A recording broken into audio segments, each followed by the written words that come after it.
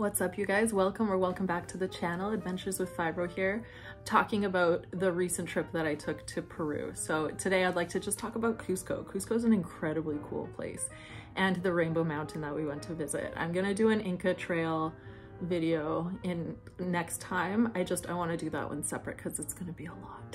So we're gonna talk about Cusco today. Cusco is incredibly cool. It's 3.4 kilometers above sea level. It's just under 12,000 feet above sea level. So you definitely feel the altitude. It's pretty intense. And of course it's hilly because it's in the Andes, right?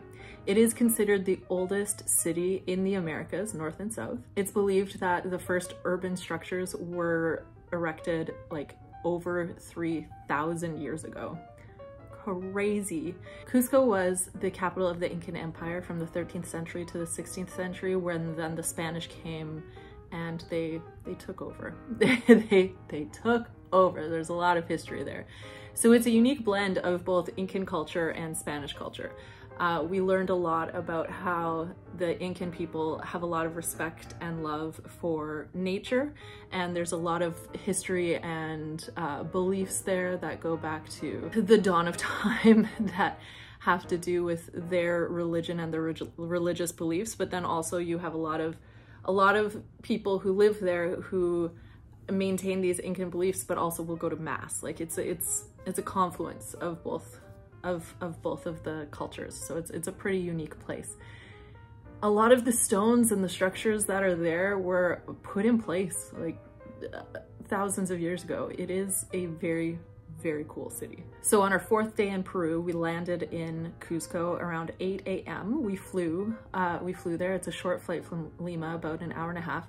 And actually, I forgot to mention, Cusco it comes from a Quechuan word, which means the world's navel, which I kind of love. It's just cute.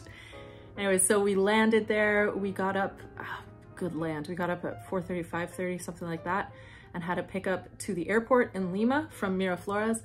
I mentioned previously that the two safest places for tourists to stay in Lima is Miraflores and Barranco.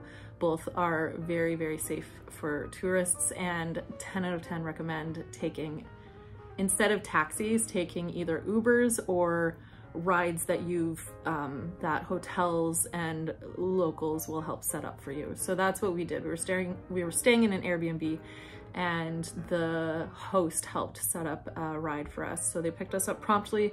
Took about an hour to get to the airport. That's the only thing, is both of these little districts are about an hour from the airport.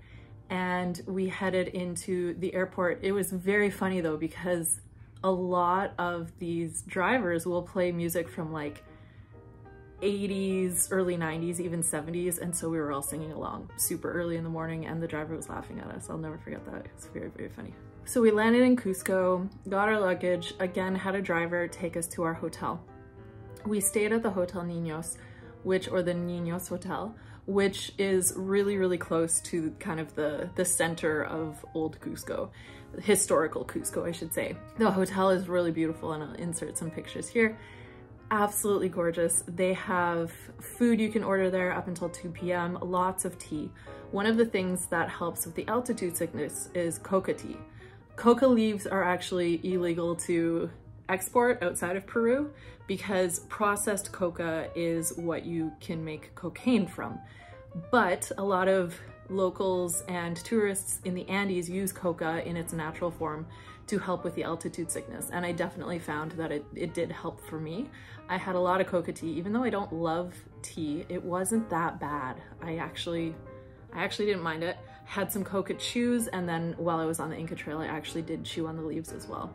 And it does help. It absolutely helps with the altitude, if you're not allergic to it, which unfortunately one from our group found out that she had an awful reaction to coca. I've never heard of this happening, but her and I are kind of similar in that our bodies hate us. I have fibromyalgia and a lot of food allergies, and things just seem to affect me more, and she's kind of in the similar boat. She has asthma, she has a lot of stuff going on top of that I'm not gonna share, but we have things. So We were able to get an early check-in, which was really, really great. The rooms are kind of all around this main lobby space, and the room that we were staying in was called Laura, or as they say, Laura, which was really, really cute. So we put all of our stuff in our room. It was a 4-person room, 2 single beds and 1 twin, so 2 of the girls shared, and got some food. The coca tea was really, really, for me, was really, really nice. The food was delicious.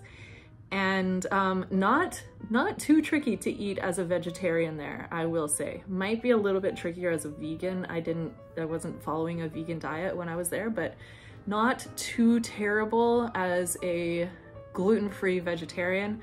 I did have a couple of places that were a little wonky with, they didn't fully understand the gluten thing, but it wasn't bad. I was expecting it to be a lot harder than it was, but most places had rice dishes with veggies and just really easy. So that was really good. They had delicious like omelets and some curries there, and yeah, it was quite nice. I fell in love with this hotel. I want to go back. Anyways, so very, very quickly, we figured out that Shannon wasn't doing so great, and she had actually gotten a chest cold in Lima, and now everything was just kind of coming to a head in Cusco with the altitude. Her body hated it. So we got her up to the room, kind of put her to bed so she could try to sleep it off. I think then we went to walk around one of the markets. A couple of blocks away, there was a big market. It's the San Pedro market, and it's this covered market that has hundreds of stalls. There's stalls for food, there's stalls for any blanket color you might want under the sun, sweaters, just all of the touristy things that we want. I ended up spending a lot of money there. And we just walked through it. We didn't really buy anything that day, but we just walked through it, got kind of a feel for what it was. And it was a very, very, very cool market. There's also a lot of stray dogs in Cusco, which is kind of sad because a lot of them are limping and like clearly have been hit by cars, and it's really sad. Someone told us that initially people will get puppies, and then as soon as like pamper them, and then as soon as they're grown dogs, they put them out on the street, and it just broke my heart. They are so beautiful and well behaved, but just street dogs all over Cusco. We didn't feel unsafe around them. It's not a rabies situation. They're just doing their own thing, trying to live, and it's kind of sad actually, but they were so beautiful. We took obviously some pictures of them, and if they were willing, we would pet them when we were able to. We laid pretty low that day. We didn't do very much. I took a nap after, a little bit later, keeping in mind we got there very early. I took a nap, and then I woke up with a brutal headache, which is common. So for those of you who don't know, I actually did train at an altitude, I was gonna say institution, that's not right. I trained at an altitude gym before going down, and I've been training at this altitude gym for years. So I had worked my way up to about 14,000 feet, and that definitely helped my body. My body, from a fibromyalgia standpoint and from a muscular standpoint, stood the test really, really well. Really, really well. But I ended up catching Shannon's chest cold, and then ended up just, yeah, like the altitude affected me.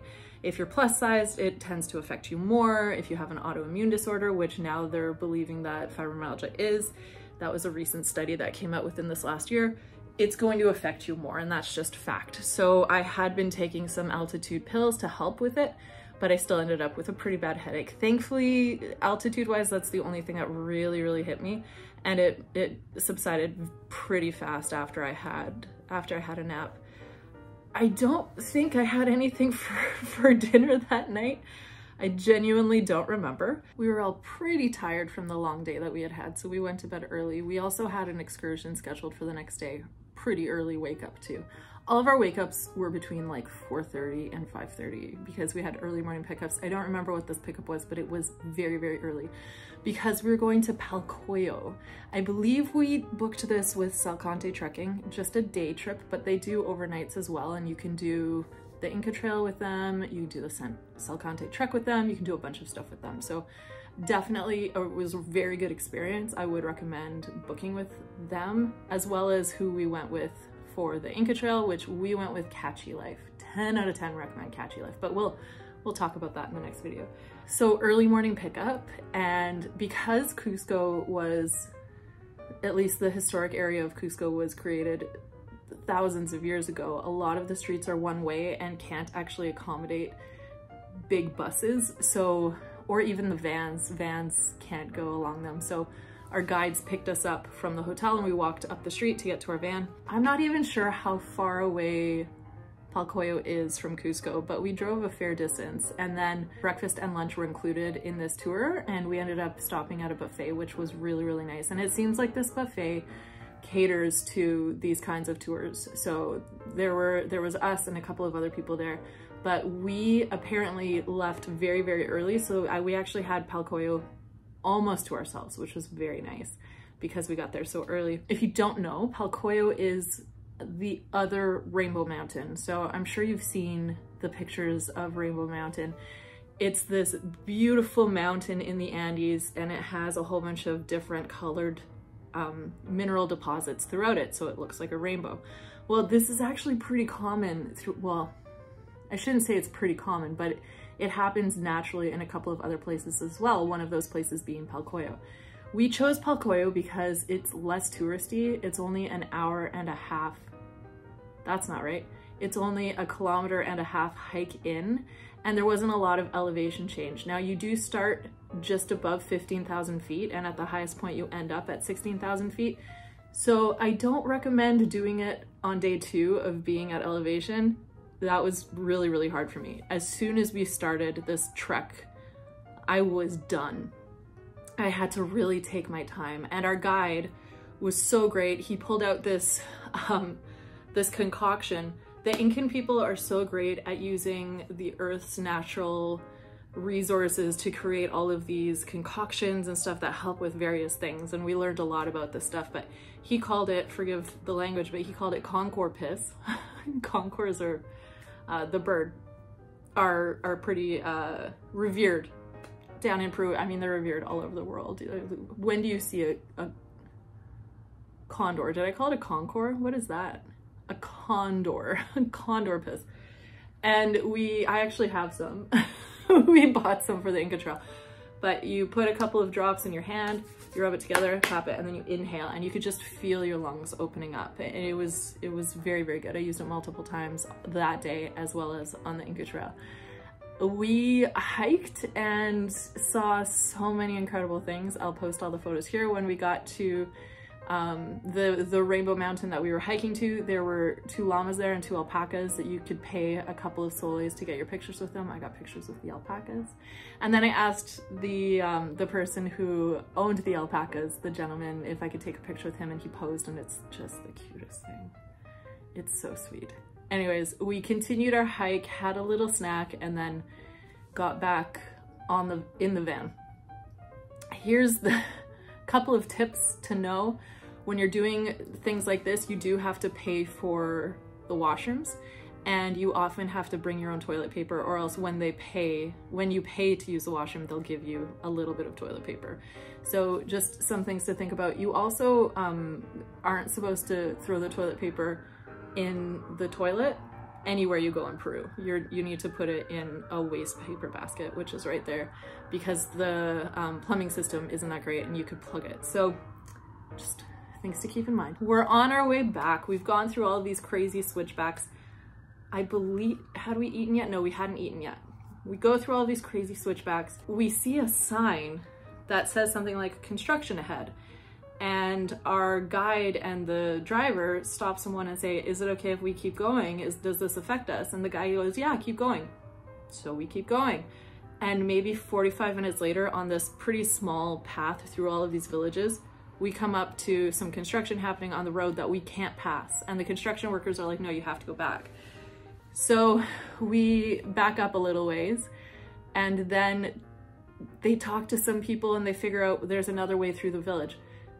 I don't think we should have been taking a vehicle on these roads, but we ended up on this back road through the villages, up and down these roads that didn't even look like they were roads. So we're essentially off-roading in this van. And then we come to a locked gate. It wasn't even a gate, but we couldn't go around it. and we couldn't go over it. It was a chain. Out of nowhere comes this very finely dressed man, and he starts talking to our driver and to the guide. And he goes, turns out he's the mayor. He sees if some of his keys fit in this lock. They don't. So then they literally get permission to take a rock and just smash the lock. Then the mayor gets into the van with us just to make sure that we get back to the highway safely. We get back to the highway. This whole thing was maybe an hour. We definitely drove for half an hour after with the mayor in our van, and then he just got out, said, okay, like, see you later. And we went on our way, which was hilarious. We ended up getting some lunch at the same place that we had breakfast at. Very delicious. Again, it was in the price of the ticket, which was great. And went back to the hotel. We, I assume we took some naps. I know Shannon and I went and explored a little bit, and then we met up with the girls, Michelle and Patricia, who were fine and healthy. It was Shannon and I that were doing so great. We met up with them and went out for dinner. We went for dinner at a hostel that was really close by called Intro Hostels Cusco.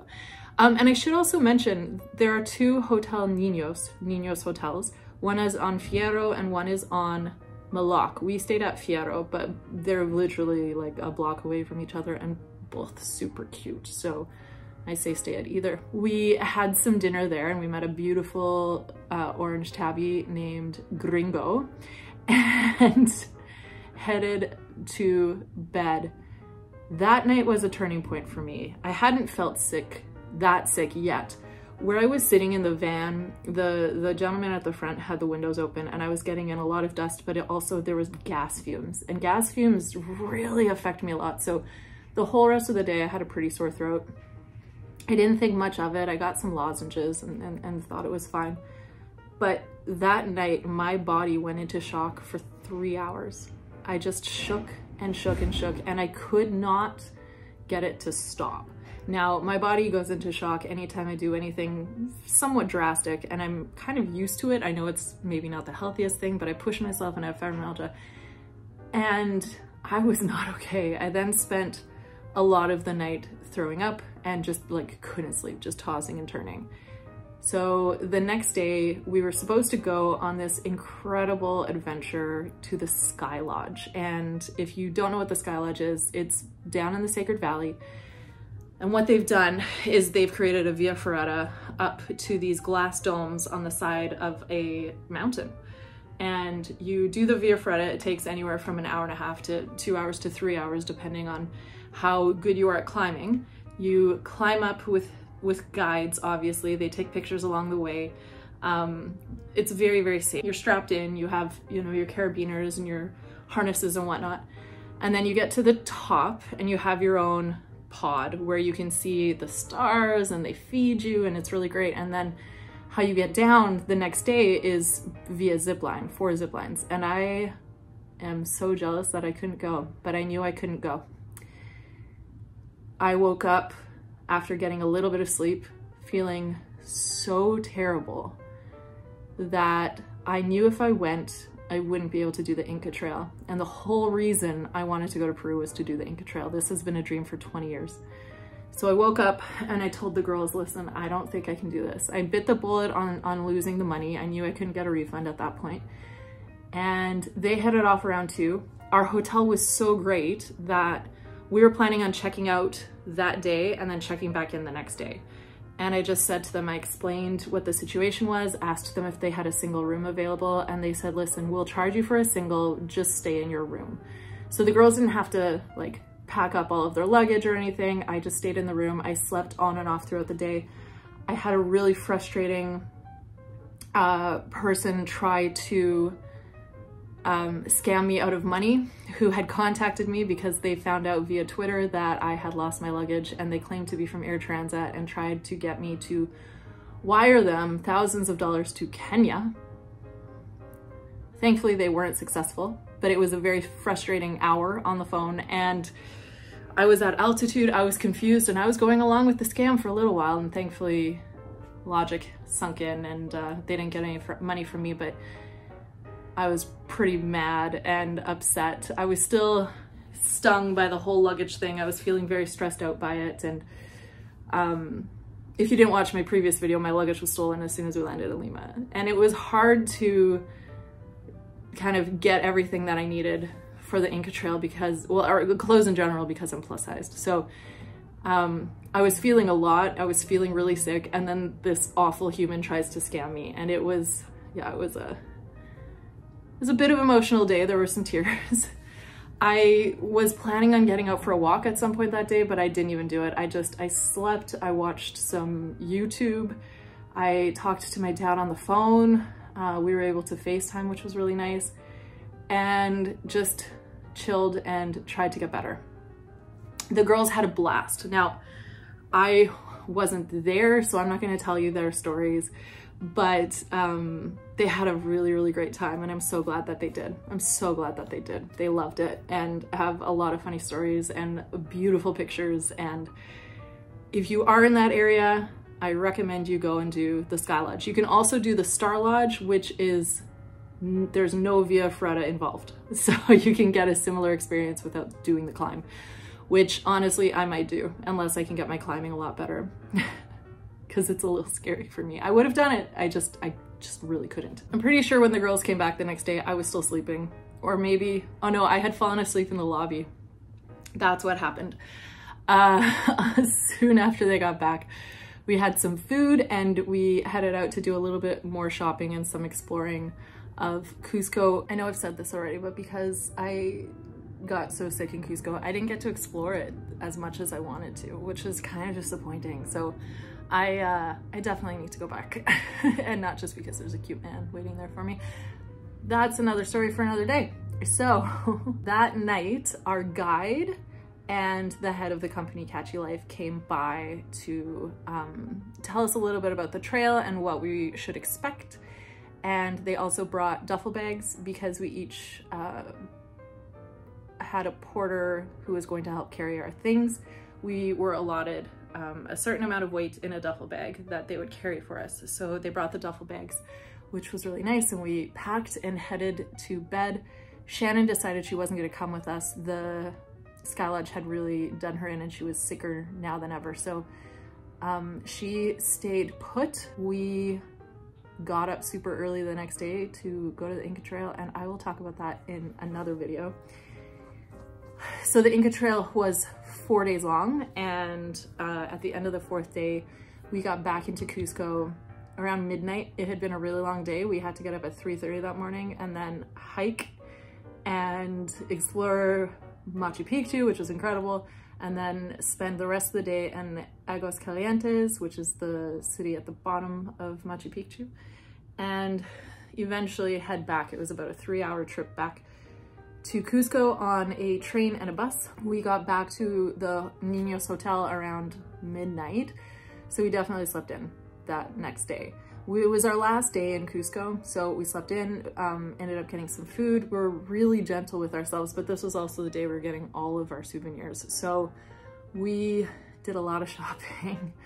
One of the places we went to was a chocolate, it was a chocolate museum where they sold the most beautiful chocolate, and I wish I had bought more because I'm already out and I'm really upset about it. But I picked up a couple of blankets for my family, bunch of presents for the niece and nephew, a couple of things for my dad, a mug and a painting. And yeah, we did the same thing. We went to the market and just got a whole bunch of our souvenirs from there. The next day we ended up flying to the Amazon, but I'm gonna talk about the Inca Trail first. So stay tuned for the next video where I get into all of the nitty-gritty about the Inca Trail.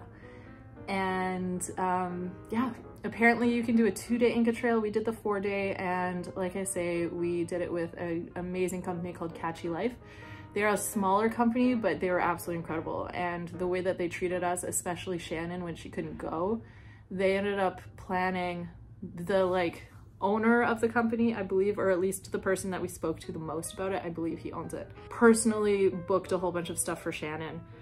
The day after, the day that we left, she ended up going on a tour of the Sacred Valley, which I actually would really love to do. There's a ton of ruins and a bunch of history for you to take in on that. And then personally drove her half of the way to Aguascalientes and helped set her up in a hotel, booked her train travel and set her up in a hotel in Aguascalientes, and then made sure she knew how to get to us, because when we finished the Inca Trail, we actually met up with her at Machu Picchu so we could tour Machu Picchu together. So a phenomenal company. They really went above and beyond in so many ways, and I'll get more into that when we talk about the actual trail. But for now, thank you for watching. If you have any questions, please drop them below. I would love to answer anything that you might have. If you want clarification on anything or want to know a few more details about where we stayed, what the prices were like, etc., just let me know and I will do my best to answer. Please like and subscribe. It really does help me out. Ring that bell. Thank you so much for watching, and I'll see you in the next one. Make it a great day.